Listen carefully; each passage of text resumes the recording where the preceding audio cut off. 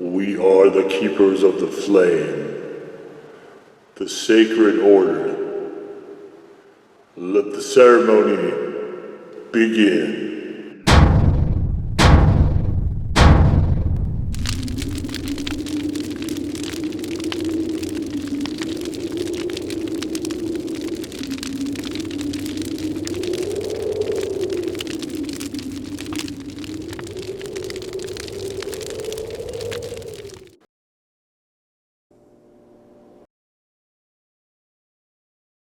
And today, Faithful Acolytes, we take a look at this.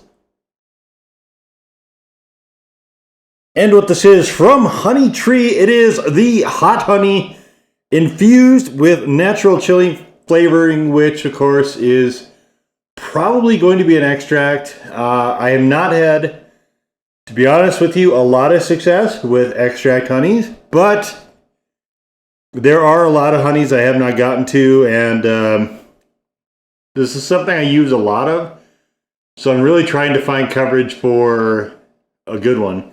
And of course, there's a playlist of all the hot honeys and syrups I've done if you're interested in seeing the rest of those. So we have honey and natural chili flavoring, which is the extract. So it just looks like, obviously like normal honey. Does not say what type of honey it is. This is out of Michigan. Everybody's getting into the act with hot honeys these days. I've seen a lot of them. I've done a lot of them. And there's still, a few to go as well. So once I get them all covered, then I guess I'll have a pretty big playlist. But also a pretty good idea on which ones are worth pursuing and so on. It's interesting. This is one of the bigger developments on, I think, the big side of the whole so-called spicy chili head hot sort of world is definitely hot honeys. Everybody wants to get in the act. You can see it's this nice darker sort of golden color, which is kind of what we have all come to know and expect from honeys. You can see it flows very thickly like honey normally does. Visually, it looks fine. I don't have anything to say about this. I wouldn't expect there to be any pieces in it, given that it is just an extract. So with that out of the way, we might as well just get on into it.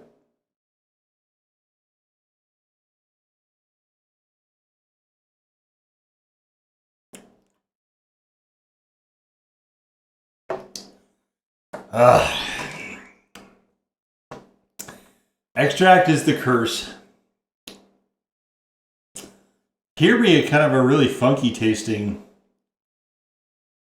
It almost tastes slightly burnt, which is just so bizarre. It is.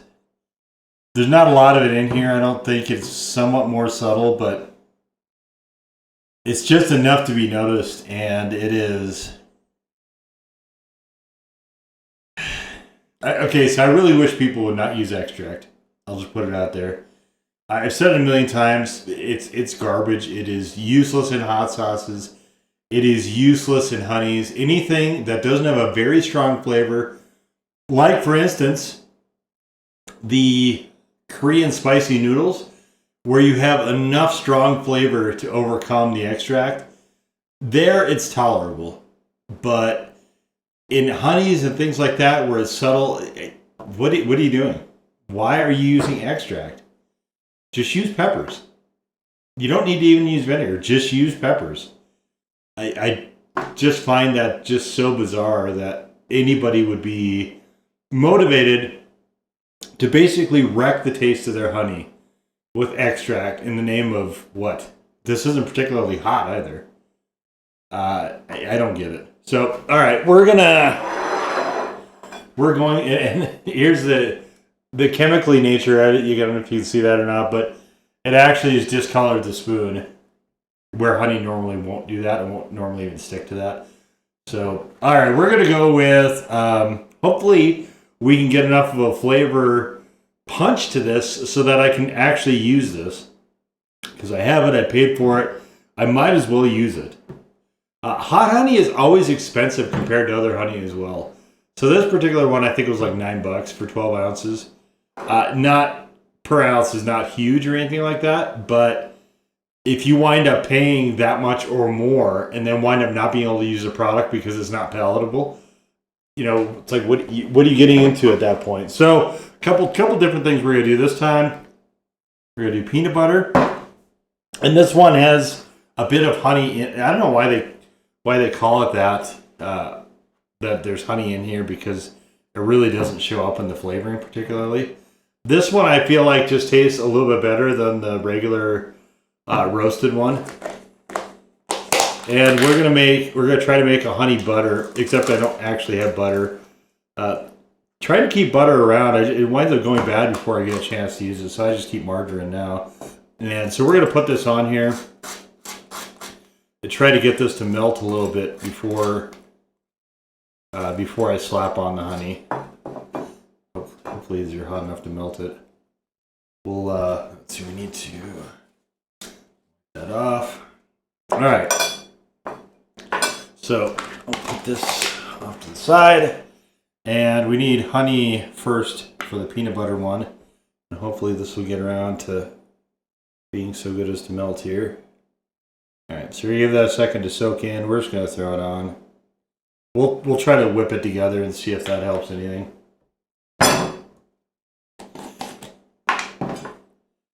All right, are we going to soak in?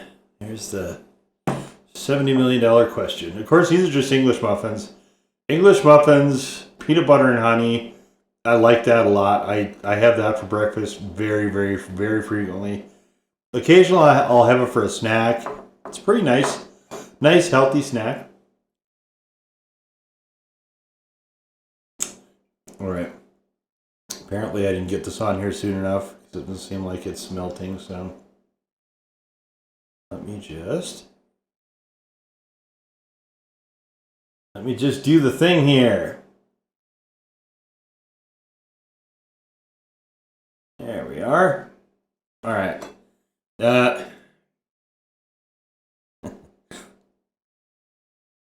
Oh my gosh, would you behave? It's too runny. Ooh. Wow. I don't think this is going to make a good honey butter. I'm just going to be honest. Okay, so I will tell you now, don't bother with this one. And if you see natural chili flavorings, natural flavors, anything, any of the extract buzzwords that we see that are on the ingredient panels, if you see it in the honey, skip that honey. Because that honey will be a bad honey. Even this one where it's slightly more subtle, I'll just tell you now, I would not buy this again, and I'm going to explicitly tell you not to get it. If we continue supporting decisions like that with our dollars, we're not ever going to improve the products that we're getting. All right. With honey, or with peanut butter, sorry.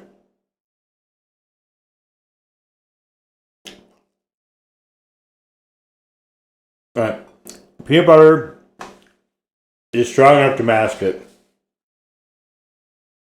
It wasn't in the case of the Bushwick Kitchen, the bee's knees, that honey. That one I wound up having to toss because it was just too intrusive.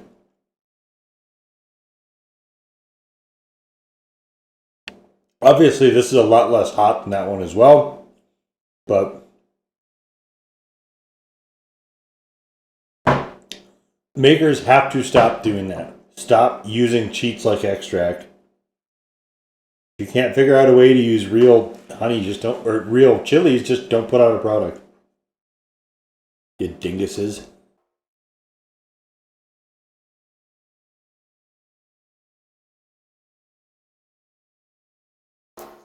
All right, our honey margarine, I guess, basically.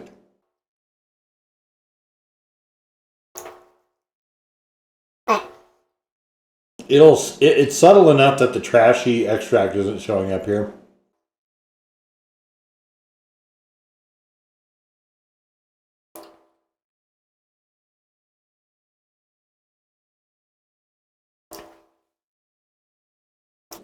But that's not a good honey butter. Margarine actually doesn't make a good honey butter, so I wasn't really expecting anything great out of that. It was better than I thought it would be. The problem with this is you can't use it by itself. If you try to just have it as honey, or if you try to put it in tea, you're going to wreck the tea. Yeah, that wasn't great. Chicken strips would be kind of interesting. I almost never eat chicken strips with honey, though. I mean, there's a bazillion hot sauces that I do. Why would I ever just use straight honey?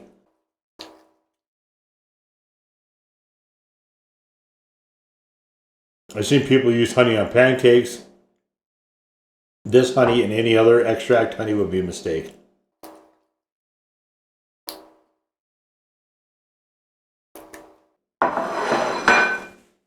All right, well.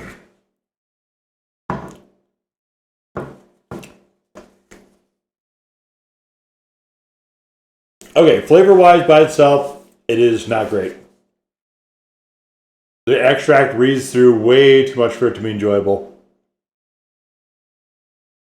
But if you pair it with something that has a fairly strong flavor, it will act more like a regular honey. Heat is almost non-existent for this honey. I honestly, I can't even give it a default one. That's how minimal the heat is here. So calling this hot honey is, most of the time when people call something hot honey, it's nonsense. Definitely is here. This is not hot. This is just kind of a bad tasting regular honey. And obviously a massive disappointment, but this is kind of one that I figured that might be the case. But, you know, I'd like to do a lot of stuff for coverage. As you can see, if you go through the archives, both here on the channel or through the blog, you can see that even if I think something might not be great, it doesn't necessarily mean I'm going to shy away from it. And that wasn't the case here. So we'll chalk this one up to coverage and call it a day. So there it is, the Honey Tree Hot Honey. Now go forth in peace to serve the flame.